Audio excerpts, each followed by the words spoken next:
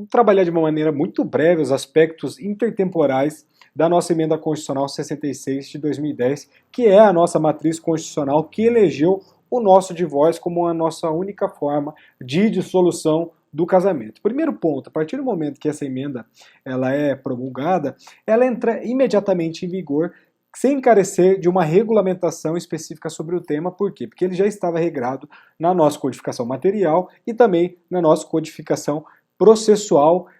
Destaca-se que encontra-se revogada a nossa lei do divórcio nesse ponto, tá? A nossa alteração atingiu, a nossa emenda constitucional 66 de 2010, ela atingiu todas as ações de separação judicial que estavam em andamento por um motivo muito simples. Elas perderam o objeto, tá? Por quê? Porque não poderiam seguir tramitando demandas que buscam uma tutela, uma resposta não mais contemplada pelo nosso ordenamento jurídico. Ninguém duvida, portanto, que a pretensão do autor, quando estabelecia ali a questão da separação judicial, era uma, clara, dissolver o casamento, tá? Então, existia essa predisposição do autor para a dissolução do casamento, portanto, perdia-se o objeto dessa separação judicial para ser decretado o divórcio, tá? Vale apontar aqui uma questão interessante, que o juiz, de maneira de ofício, né, poderia decretar esse divórcio sem mesmo intimar as partes para se manifestar de maneira prévia, tá? Então podia o juiz decretar esse divórcio de uma maneira, de ofício, tá? No momento em que esse instituto deixa de existir, o magistrado poderia fazer isso, a magistrada, tá? Não poderia se falar de sentença ultra petita nesse ponto, tá? Eventualmente, vale destacar que cabe continuar sendo objeto de discussão as demandas cumuladas, por exemplo, alimentos,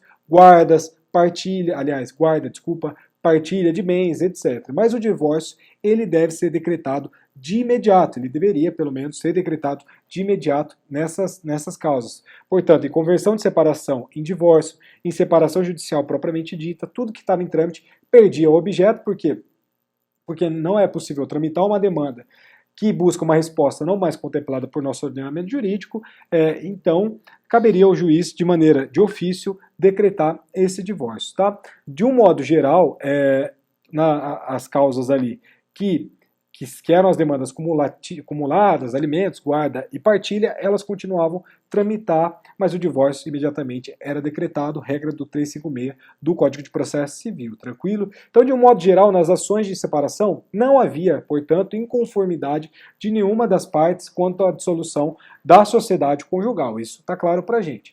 Só que somente era utilizado dito procedimento por determinação legal, ou seja, impunha um pressuposto que era imputação da culpa ao réu, e a gente já passou muitos por isso, tá? Então, como fundamento do nosso pedido, não cabe mais ser questionado essa necessidade de motivação. Não existe mais a necessidade de motivação para ser decretado o divórcio. Não existe mais a necessidade de você comprovar a culpa de um ou de outro, tá? Então, por mais que a gente tinha essa determinação legal anterior à nossa emenda constitucional 66 de 2010, isso caiu totalmente em desuso, tá?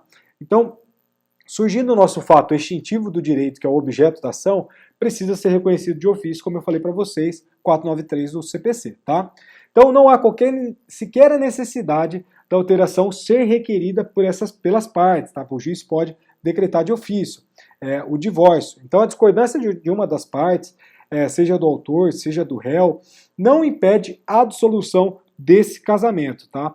Existe uma hipótese só, que é quando ambos se opõem, ambos os separandos se opõem a essa concessão do divórcio, e aí vale um ponto interessante, que o juiz, nesse caso, quando se apresenta ambos os separandos uma oposição a essa decretação, que via de regra seria de ofício, o juiz, nesse caso, ele tem que reconhecer a falta de interesse processual, portanto, ele não vai resolver o mérito dessa questão, conforme o 485, inciso 6º. Por quê? Porque não há como chancelar direito não mais previsto em lei. Então, por isso, que a gente extinguia esse feito sem resolução de mérito pela falta de interesse processual, regra do 485, inciso 6º do nosso CPC. Tá? Então, encontrando-se o processo de separação em grau recursal, cabe ao relator decretar o divórcio, postura que não fere ao princípio do duplo grau de jurisdição. Tá? Além de atender os nossos princípios da razoabilidade, da proporcionalidade, da economia processual e da efetividade da prestação jurisdicional. Então,